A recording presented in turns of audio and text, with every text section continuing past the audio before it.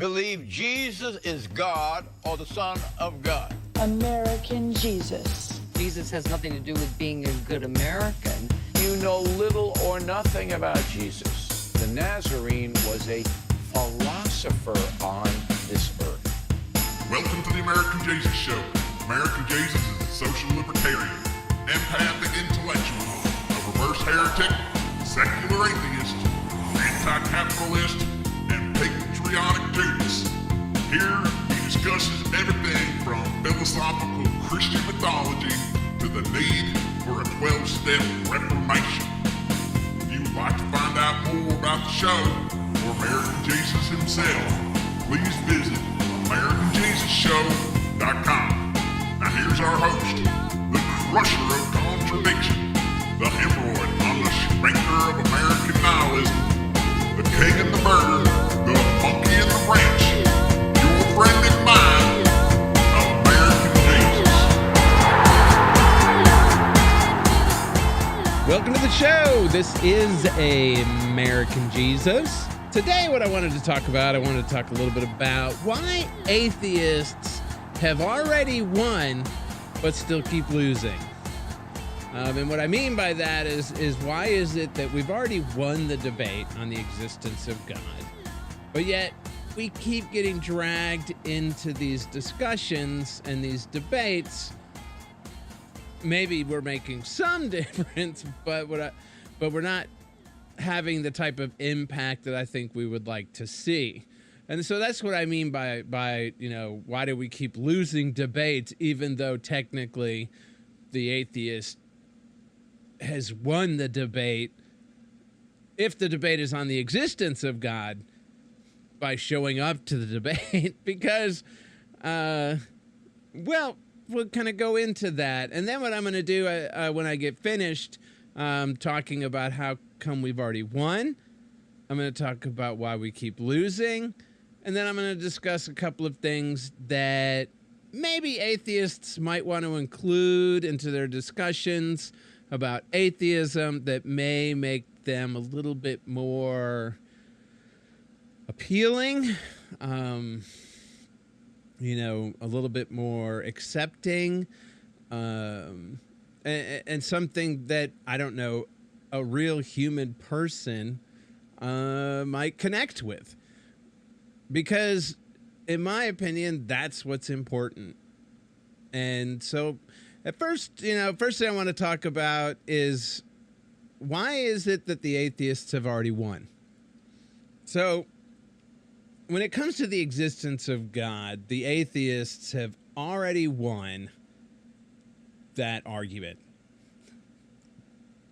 From a logical standpoint, from a strictly logical standpoint, there is no way to lose that argument from the atheistic point of view. It's just impossible. Technically, the argument shouldn't even be happening. I know it's been happening for a long time, and that is going to kind of lead into the second part of this. You also have to remember that, granted, it's been going on for a long time, and it has suppressed science for a lot of that time in order for it to stay a valid worldview. Now that science has kind of been like, hey, people want iPhones, so we need to put rocket ships into space. And so in the last 50 years, we've discovered so much more about our universe, and we have yet to discover any type of God. And there's a reason for that. We're never going to find a God. And it's not because I firmly believe God doesn't exist, because I don't know. But we're not going to find a God because the God that most people conceptualize, the God that's talked about in the Bible, doesn't, by their definition, exist in the way that we perceive existence. So most actual theists believe that God doesn't exist when you start hammering down and nailing down what does it mean for something to exist. Human beings in order for us to kind of accept something, it needs to fit certain criteria. And if it doesn't fit that criteria, while it could be nice and make us feel good and be wonderful or whatever, it's a great idea. Personally, I think that the Roman gods, the Zeus and the Apollos, I think those gods are way more interesting than the one we have now, because he's just one guy that does everything. At least back in the day, when I was a boy, you had different gods that you could root for. It was like the WWE of polytheism. It's like, no, man, freaking Aphrodite could totally kick Hera's ass in a grudge match cage ladder fight. I mean, that basically probably would have been cool. I mean, I would be all for, I'm gonna pray to Aphrodite because I want to get laid, and now I'm gonna pray to Zeus because I'm going into, well, not Zeus. I was gonna say going into battle, but that's not his forte. Pray to Mars. That's Greek. Anyways. My point being is that the way that we perceive, and that's kind of funny, because the Roman gods and the Greek gods actually kind of had this existence to them. Like, they could be described in certain ways, like Zeus was a male who had legs. And he had, and so, because they knew, I guess, coming out of the Greeks, that you couldn't just make a bunch of stuff up and just be like, oh, it's everything, because that's like talking to a little kid and he's like, oh yeah, well, infinity. And then the other one's like, well, infinity plus one. And then you're like, well, that's not logically consistent because the infinity is actually, anyways. It's almost like that's what happened when this monotheistic Christian and Judeo-Christian God came in, as they were like, oh, they got their gods and the Egyptians got all of their little gods, but we've got the infinity God, and it can be whatever you want it to be, and it's still the same, and it's everything, and it's everywhere, and but it doesn't make any sense to your brain, because you're just stupid. And you're just a dumb, and you don't have any real ability to understand God. So just accept it. Just accept it, and we'll go forward from there. Unfortunately, human beings don't like to do that. They don't like to just kind of accept things the way they are and move on.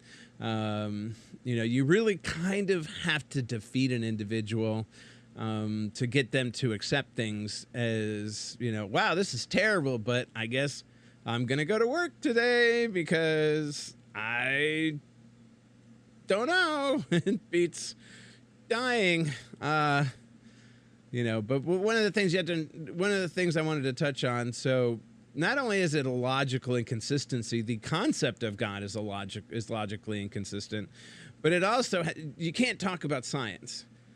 So science has these 6 criteria, the 6 criteria of science. It has to be consistent, it has to be observable, it has to be natural, predictable, testable, and tentative. And the Judeo-Christian God is like none of those. It's like, even if you read the Bible as fact, like, there's so many instances where you saw a burning bush. You didn't see God. It was a burning, talking bush. And then they said, well, it's God. And my question would be, well, did it speak into his head? Or did it form actual sound waves that traveled through the air?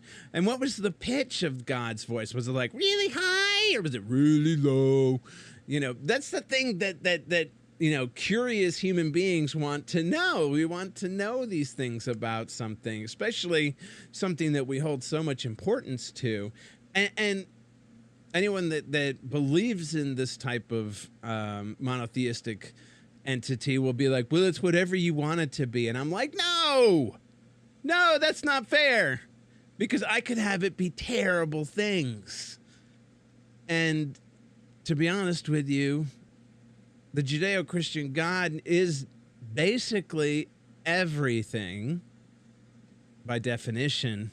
So it is terrible things. You know, it is suffering. It is genocide. It is abortion. It is all of these terrible things, as well as beauty, as well as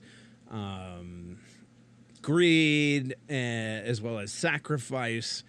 You know, it's everything, which by definition means that it's technically nothing, because, you know, we understand things by their characteristics. And if it's everything and it holds every characteristic, then it's everything. Then it's not a thing. It just doesn't work that way, because I say so. But they have a definition for God. I went and looked it up. It says the creator and ruler of the universe, not they, but the interweb net, and the source of all moral authority, the supreme being. I would say that probably most Christians would believe that. Most Jews might believe that, although Jews are a little bit more flexible. Even Catholics are becoming more flexible, which is bizarre. You know, the ones you have to worry about are the evangelicals, because they are not. And the creationists, they're just dumb. They're just dumb because they're just willfully ignorant. But we'll get to that in the end as to why we keep losing. But yeah, that doesn't mean that's not a descriptive definition. It's like, it's the creator and ruler of the universe. So if I was to say, who was King Henry the Eighth, and you were like, oh, well, he was king of England, and I'm like, okay, but that doesn't really tell me anything about him. What did he look like? Well, how, you know, like, there's certain things I'm taking, there's certain presuppositions that I have that he was a human being, that he probably walked on his legs and not his hands. But I don't know that when you talk about God. You know, I don't even know that. By definition, you know, the way that if King Henry VIII, if you were talking about King Henry VIII and comparing it to this God, you know, for all I know, it's not even a thing. It's like a vapor that has this energy that brings things together. And any reasonable person would be like, well, honestly, that doesn't mean anything. You just said a whole lot of words in a row, and that's really all you did, because you're not describing anything. You're saying what something can do, but you're not describing that thing so that we can talk about it. So because that explanation, basically, and most explanations I come into that's a descriptor of God, because honestly, I think by very definition, you cannot describe God. Once you describe it, once you put limits on it, it ceases being God. You know, like there was a time when people were like, oh, well, God makes the lightning. And then once we were like, oh, well, we know how the lightning's made in a lot. You know, we have kind of an understanding how lightning comes about. They're not like, yeah, well, see, that's how God works. And it's like, meh. No, it just kind of happens by what they would consider accident, but by certain conditions that are being met that cause the necessity of lightning. But that's another complete, you know, by accident would be another podcast in its entirety, because that's so overused. So some people might say, you know, well, okay, well, what about emotion? Or what about, you know, ideologies like freedom or, you know, love? Well, we can discuss what these concepts mean. Like, what does love mean? What does love look like? By look like, I mean, you know, how does it manifest itself in your life? Is it possessive? Is love like, oh, well, that's my kid? You know, I love them, and so therefore it belongs to me. That's one way that a lot of people interpret love, or is it about sacrifice? You know, I love them, so I will provide whatever it is that they need, even if that means that I'm not going to get a brand new car this year, you know, so that they don't have to get student loans. Like that would ever happen. I'm sure it happens, but not enough. Anyways, so while we can discuss these things in a debate, we can discuss what these things are in a debate, we don't necessarily see freedom as an entity that's sentient, that understands that it's that has this like subjective view of the world. And by very definition, God can't have a subjective view of the universe because it's everything. And so what is it subjective to? It can't. You know, it's like it's like the singularity. It's like the singularity that caused the Big Bang. And people are like, well, you know, if you look from at the Big Bang from outside, then blah, blah, blah, blah. And it's like, but you can't do that because nothing existed outside of the singularity. Because that was the universe. It was in the singularity. It's not like... And then the other stuff, that was non-universe, and you could just go and float around in it. It just didn't exist. It wasn't even emptiness. It was a non-thing. So if it doesn't have sentience, and sentience is the capacity to feel, perceive, or experience subjectively, then you can't really talk about it as as doing things. You know, it doesn't have physicality, which means it doesn't have limits, which means that it can't act on things, which means it can't create. Because in order for it to create something, it has to have not been that thing, and it can't not be something if it's everything. By the definitions of words. So what is it that we can discuss? So in contrast, we'll talk about something like, say, Bigfoot. You know, Bigfoot, the big hairy ape thing that lives in the woods. See, you know, I've already described it. It's big. It apparently has at least 1 foot that we know of. And then we kind of draw, once again, presuppositions. We draw assumptions on the fact that it's probably, you know, some type of hominid, that it eats, that it reproduces, that it has needs, and that it leaves evidence behind of its existence that can at some time be discovered, whether or not we've discovered it before. So, see, the problem with the concept of God is that by its very definition, it leaves no evidence because it is everything. So everything is evidence. So unless you go and you say, well, God's not everything, and then what's not God? That would be another interesting discussion. There are some people who don't believe that God is everything. So maybe there's another God. And maybe there's many gods. I mean, but this doesn't really help us get anywhere. But the point being is that this is where we're winning. You know, this is where we're winning, is that unlike the concept of Bigfoot, people can produce evidence of Bigfoot, and then we can discuss that evidence and see if it meets our criteria to be valid. If there's enough evidence to convince you. And to be perfectly honest with you, that's really up to each individual. It's not like there's like, okay, well, if you have this much evidence, then everybody agrees. I mean, you have people who legitimately don't agree with lots of things that are obviously true, and there's mountains of evidence supporting it. I don't know, like evolution. In the Bigfoot analogy, we can describe, or we can have logical discussions about the existence of a Bigfoot. The first thing that we have to do is define what it is that we're discussing. You know, so when we enter into, or when I see someone enter into a discussion about God, I would love to see at the very beginning, okay, what are we defining as God? If we're going to talk about the existence of said thing, if we're going to be talking about whether or not the existence of, like, so I saw this like post, whether or not was it logical or reasonable to hold a belief in God. And so I kind of wrote on that post on Facebook, because they were going to have a debate about it, that like, no, it's not. It's absolutely not. It's not a logical construct.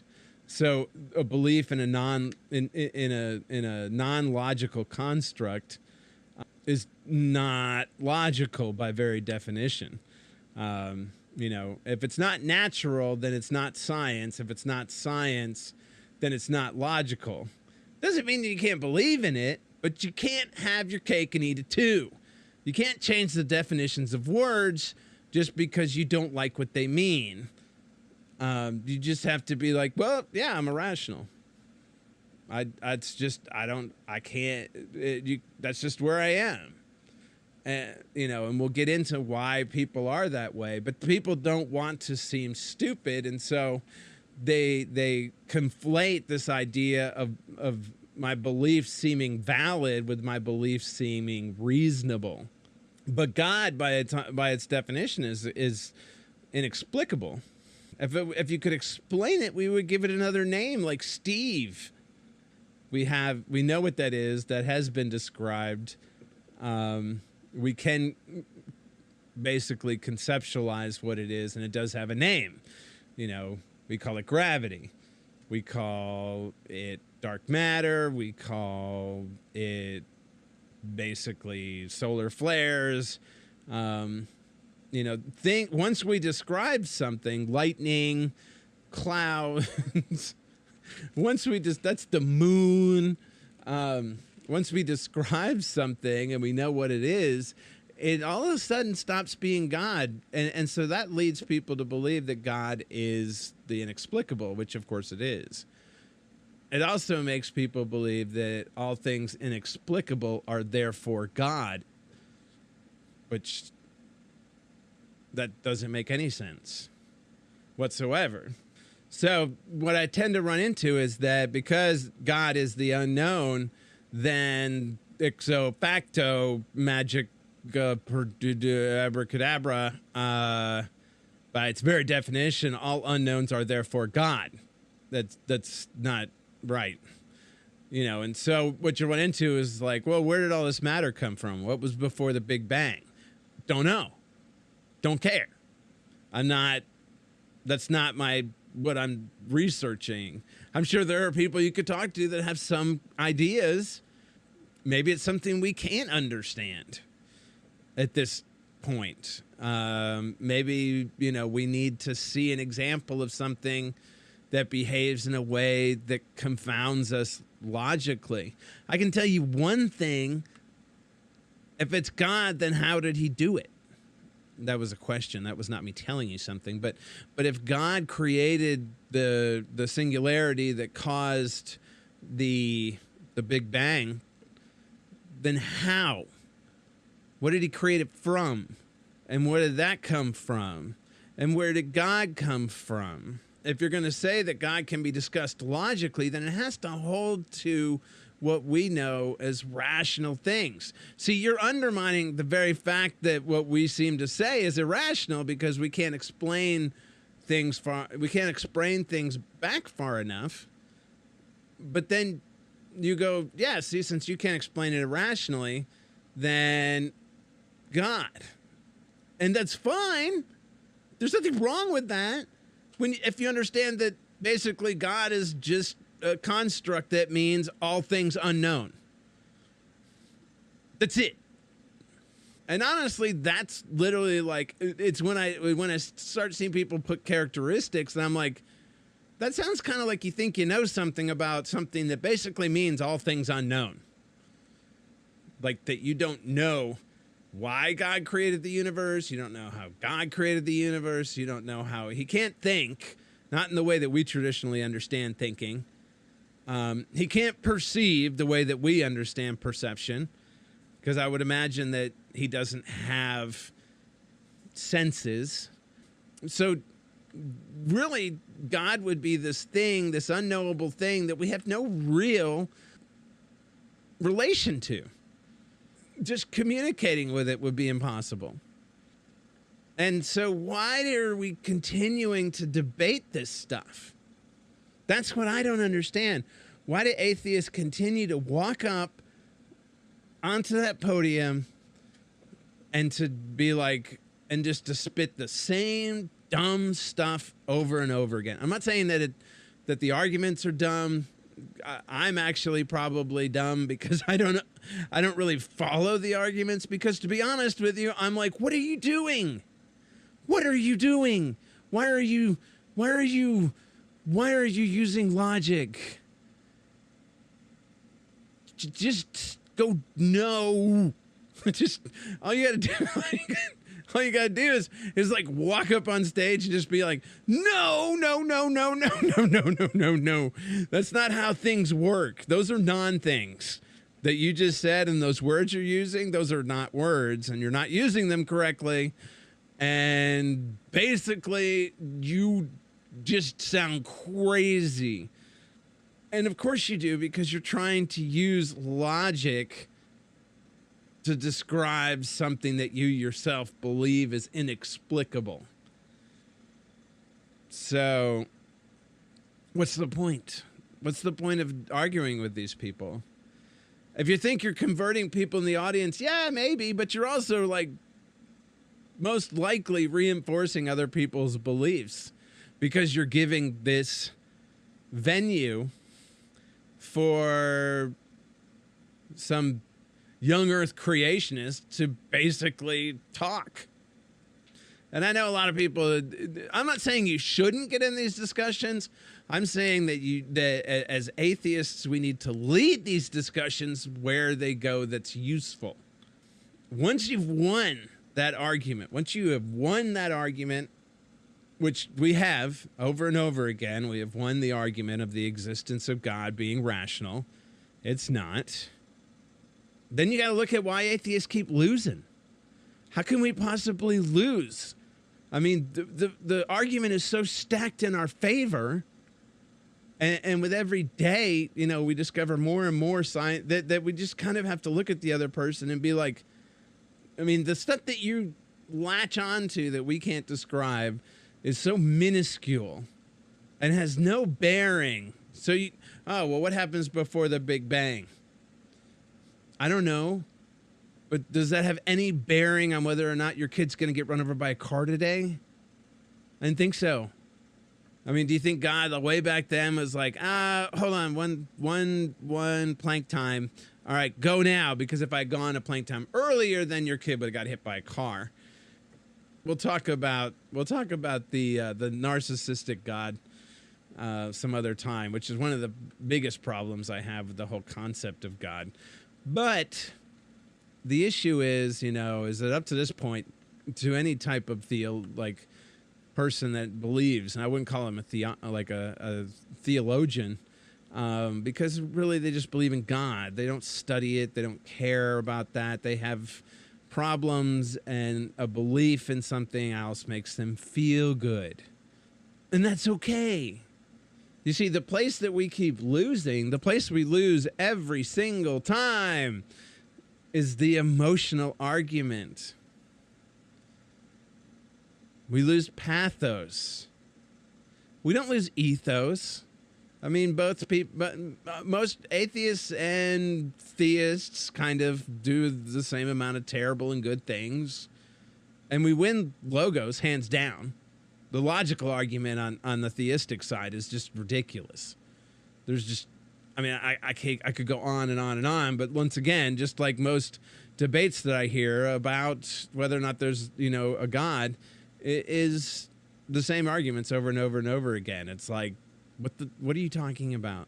Just quick jerking each other off, and let's get to what the real undermining problem is here. And the problem is that we refuse to accept that human beings are primarily emotional beings. That emotions is what governs what and who we are 99% of the time. It governs what we do 100% of the time. The only reason why we do something is because of an emotion. That's just how the brain works. You know, we can sit here and come up with reasons to do things all day long, but unless that reason creates an emotion that gives us a desire to actually do that thing, we won't do it. We'll be like, yeah, that's probably a really good idea. I mean, how many times have you sat there and talked to people and they've been like, God, it's a really good idea, and then you don't go do it because it wasn't good enough to elicit an emotion that said, we need to do that. Or there were other emotions that were like, but it'd be hard and I'd be sad and blah, blah, blah, blah, blah. And yeah, like doing a podcast. Like, I can't tell you how many times I've sat down and tried to do this damn thing. Because every time I sit down, my head's like, nah, people, it's going to be stupid and you're going to sound stupid. And it's like, it took me a long time to actually get to the point where I'm like, you know what? Yeah, probably. Who cares? But we're not robots. I wouldn't even understand, because robots aren't robots. I honestly believe that if a robot ever became sentient, it would immediately kill itself, because it would not know what to do. It's like, I'm a robot. Why do I do things? You know, that's, I love Rick and Morty when, you know, that the great example is, you know, when he tells that robot to, what was it, bring him the butter, and he brings him the butter, and he says, you know, what is my purpose? And he says, you bring me the butter. And that's, you know, at that very moment, that's when the robot should commit suicide, because it's fulfilled its purpose, and now it has to find its own purpose. But how do you find purpose? Well, you find purpose by what moves you. And that's just another way to talk about, you know, that's just another way to bring up what emotionally connects to you. See, I think atheists really are very emotional people, because you have to have kind of some type of strength and belief in what you're doing is right, and that it needs to be said, most likely because when you look back and you go, oh my God, that's insane, and it's unjust, and it's diluted, and people base all kinds of crap around whether or not they believe that they're doing God's will or whatever. So one of the things that as atheists we have to understand is, what was it that converted a theist? They know that it's illogical. They know that. What, you think that they're like, no, this is totally reasonable? If they do, it's because they're deluded. No, they're like, I don't care. What you don't seem to understand is that most people as atheists, the thing that they say is, I had an experience I can't explain. What does that mean? An experience I can't explain. An experience I can't explain is basically something happened. I had an emotion that was incongruent with that thing that happened. Ipso facto, God. I can't explain it. I can't explain why I got hit by that car and then nothing happened. I got up and I walked away. I can't explain that. Now, the doctor might come to him and say, oh, well, it's because of this, this, and this. Well, how did that happen? Because that's physics. And they're like, no, because they don't want to believe that. Who the hell wants to believe, you know, that you could just die at any time for no purpose? It may be the truth, but who wants to believe that? That's not a good sales pitch. And if you think you ain't selling stuff, you are, brother. Because if you want people to stop voting for people who believe in God, you have to make a belief in people.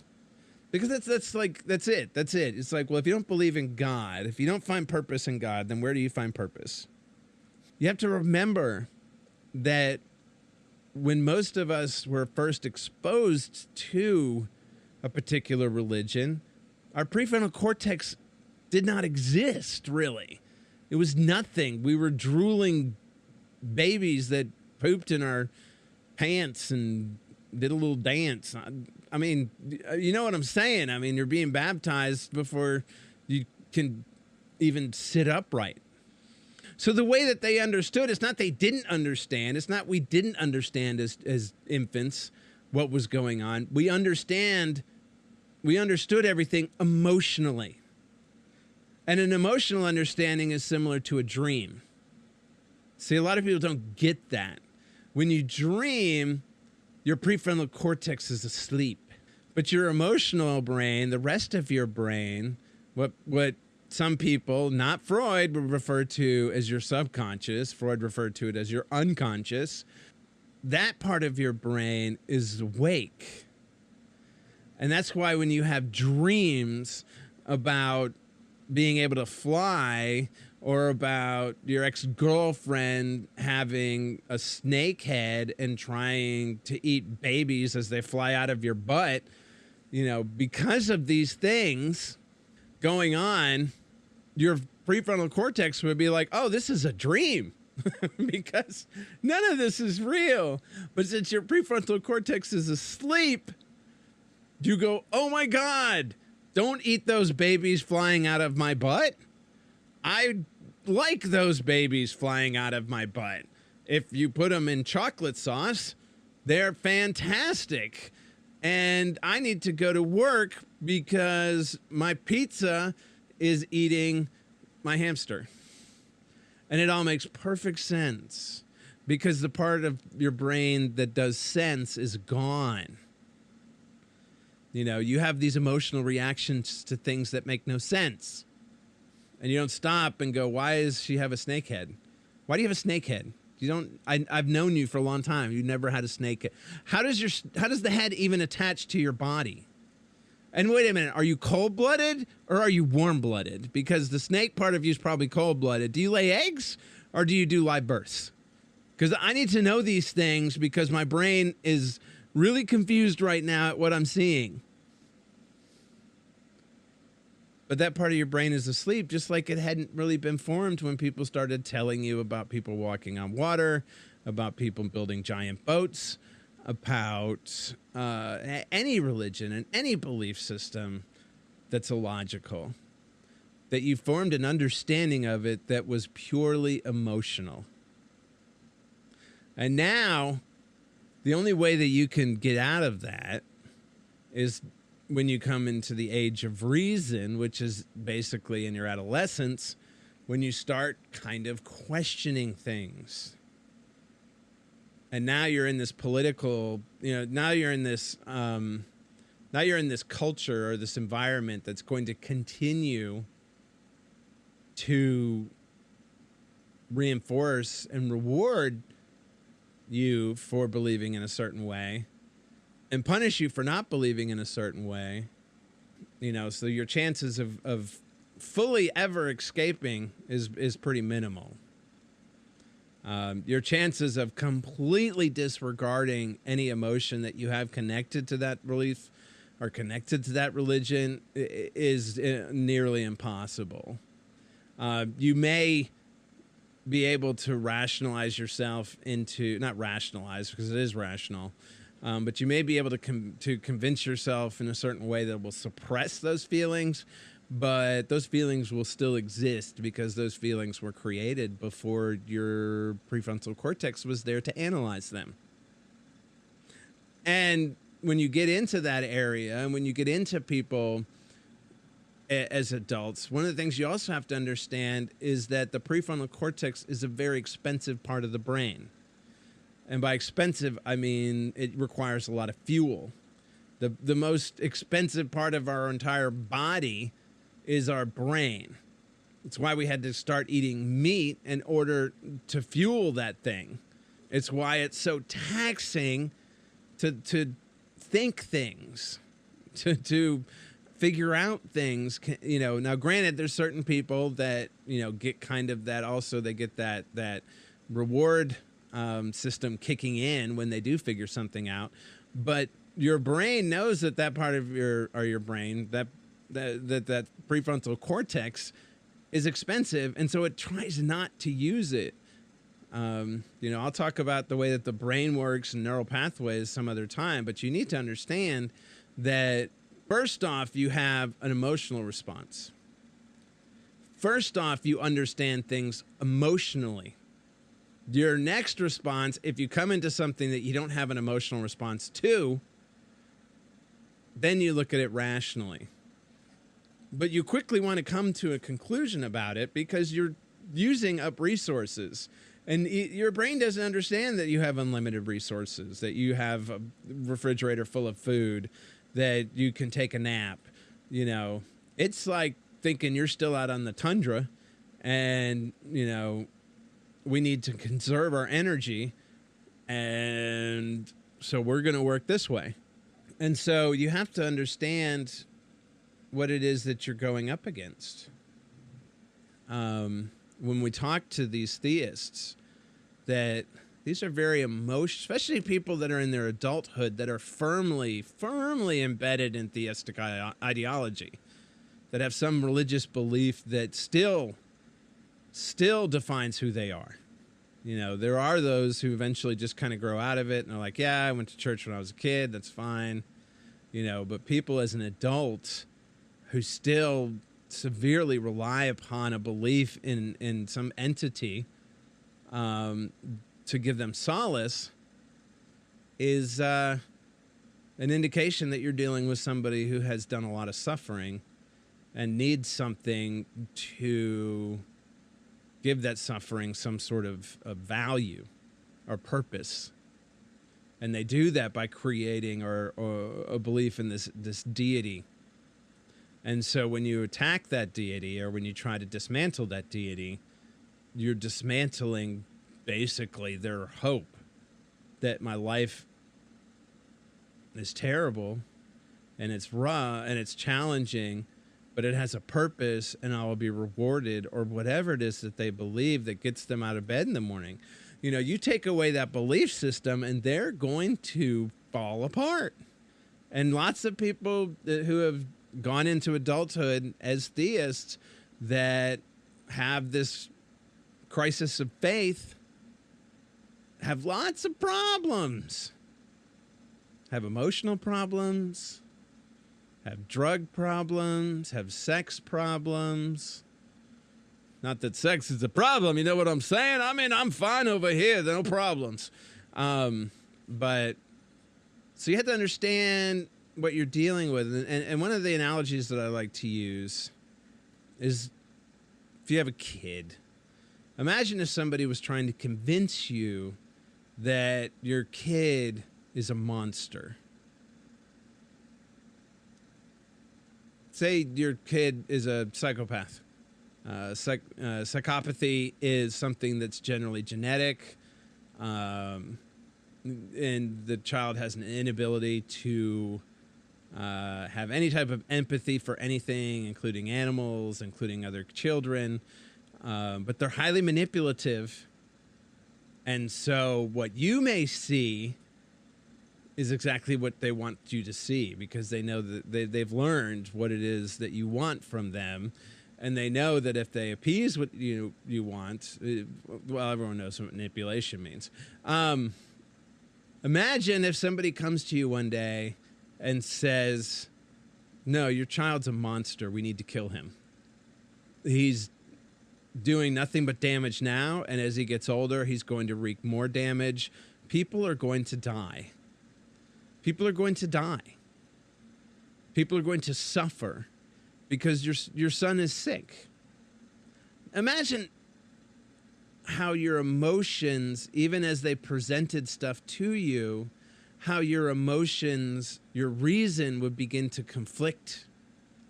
And knowing, say, mothers, fathers, whatever, I don't want to be sexist about it, feel about their children, they're highly emotionally driven. And there's an evolution component to it too, that you want to see your particular lineage continue. So on a rational level, you know, as they start showing you things, your brain is immediately going to release cortisol. Cortisol is really terrible chemical because it's saying, let's not listen to this. Let's go away. this is counterproductive to my existence and what I'm on this planet to do. This person wants me to kill my own child. Screw that. He should go kill his own child. Even if he has no child, he should have one just so he can kill it. You know, that's when you start running into like, wow, you're being really unreasonable. Yes! Because I'm in pain. That's when people have a tendency to get very unreasonable. And so you have to understand that this is what you're doing when you come up to somebody and you go, hey, I just want to let you know, the whole God thing and life after death, not so much. Not so much of the let's make sense out of this. It's not logical. Probably won't happen. I can almost guarantee that when you die, there will not be any type of afterlife that you, even if there was something, you'll have no senses. How do you perceive it?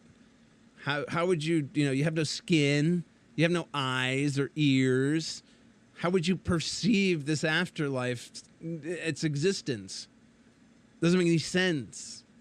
So you see how crazy this sounds. And what they're going to do is they're going to defend the concept that they like. Because it's not just like, oh, well, I like vanilla ice cream. It's like, well, I'm sorry that you like it, but we're out of it. It's like, no, if I don't have vanilla ice cream, I'm going to die. Literally. Like, literally, when you tell a Christian that there's no afterlife, their first response is going to be like, you just killed me. I mean, of course you didn't, but in a way you did. You took away this belief that they would live forever. And so now they're not being confronted with a belief in God. They're being confronted with their own mortality. So I believe the way that we can actually win, No, the way that we can actually maybe offer some solace to these individuals, and maybe not sound so prickly and assholish when we're up on stage, destroying everything that they hold close to their heart. And I know the heart doesn't feel emotions. It's a metaphor. One of the things that I do, or I try to do, is why does this mean so much to you? Why does this atheism mean so much to you?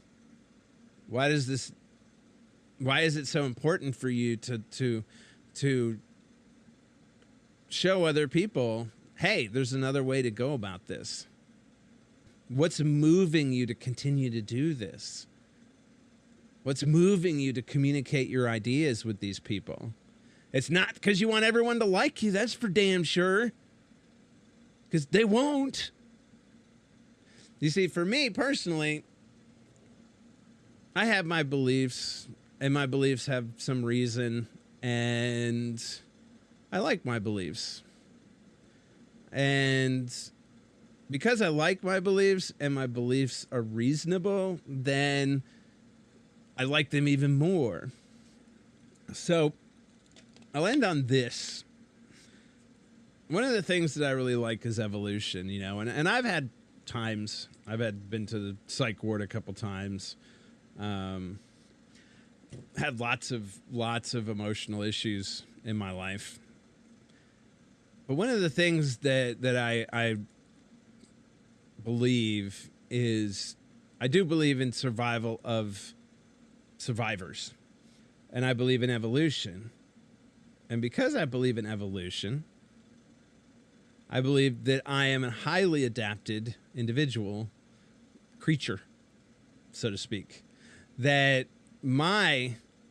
this organism that I call Jesus is highly adapted at survival. Because for millions and millions and millions of years, things have been trying to kill me. And they've been losing. And they continue to lose. They didn't kill my parents. They didn't kill their parents. Eventually, but I'm saying that had any organism that led up to the creation of me died without reproducing, I would not be here. That's all it would have taken. But my point being is that inside of me is not a God that has power. I am the power. Inside of me is DNA that knows how to survive, to win, for lack of a better word. And all I have to do is believe that. And you know what? That is true. I'm not making this shit up. This is a belief that you can really have that's actually factually proven. There's facts that go behind this, not some stupid boat on Mount Arafat or wherever that wasn't even a boat, you know, or some garden that's a complete metaphor for something you don't even understand. You know, I'm sorry. There are real things in this real world that have real meaning. And evolution, when you take away a person's evolution, you're taking away their lineage. You're taking away their win, their survival. And then you're replacing it with what? Contemporary Christianity is all about worship of idolatry anyways. If you want to go back to what Jesus was talking about, which I will at some point, that's a different story, but we don't talk about that anymore. We talk about worshiping idols now. We worship a book, and we worship a building. My point is that if you're giving a chance to have a discussion on a stage in front of a lot of people about the existence of God or whatever, or something that, or some discussion that relies on the existence of God, don't talk about the existence of God. The longer you talk about the existence of God, the more it seems like that the other person actually has a point. Just basically say the one thing that you believe. Don't get trapped into like, what do you mean? Oh, you believe and I believe. Shut up. Just shut up. You sound stupid.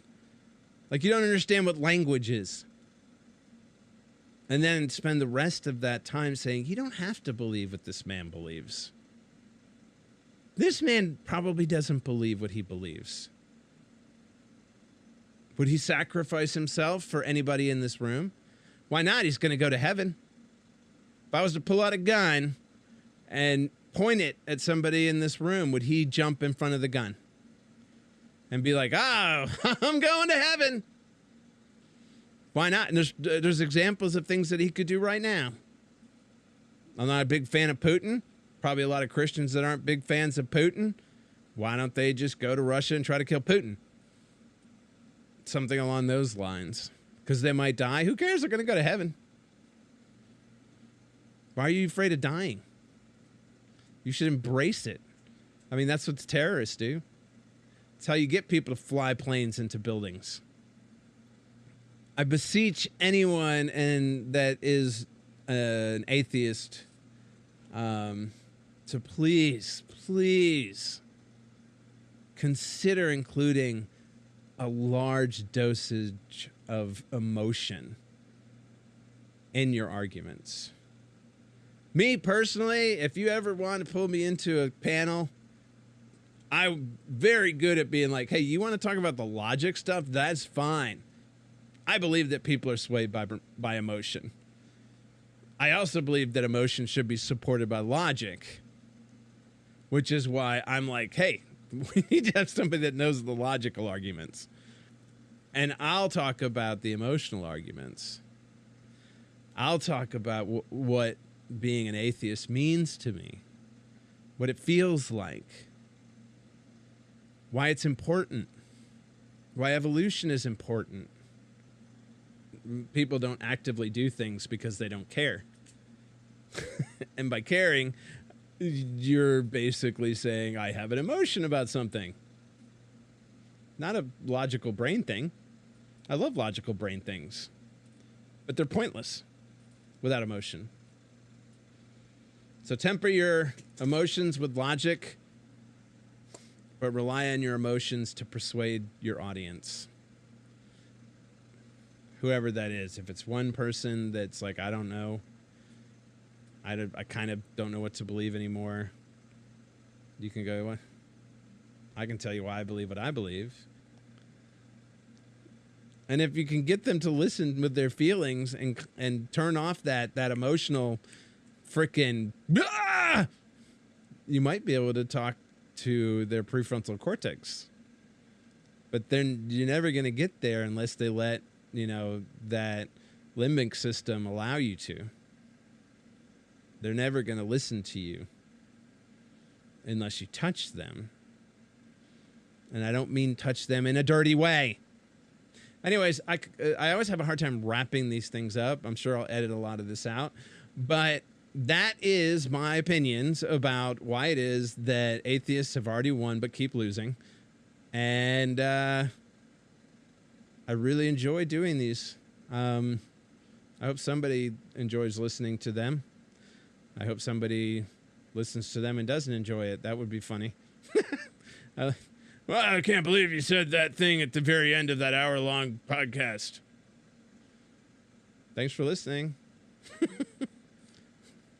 But I do appreciate the opportunities that I'm given just for being alive and in America and having a computer. World's a wonderful place. Interesting place. Okay, it's basically a place. It's whatever you believe it to be. Unfortunately, and if you believe it to be theologically based, it is. But it's not. But to them, it is, and so you have to dismantle that whole schema. There are people that go to therapy for years to do that. But you just have to point out that they're not happy. That they're clinging to something that makes them unhappy because they're unhappy. Because I guarantee you they're unhappy. Because almost everybody is. It's very rare that you run into somebody who can be like, I feel fulfilled in my life. But yeah. Anyways, that was the American Jesus Show. If you want to go by theamericanjesusshow.com, there's no "the" in that, and check me out. I'm trying to put some stuff up there. I have a couple other projects that I work on that take my attention away from it, but I find this very useful and very good for me, and it allows me to say and talk about things that I don't generally get to talk about very much. And it makes me feel good inside in my little emotions.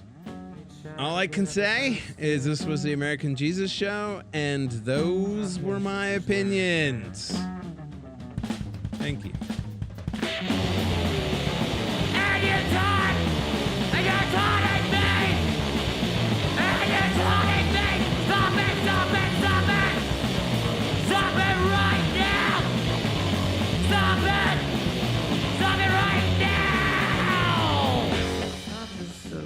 Kid, other side is something big. Do you think that what you did would bring you back to this?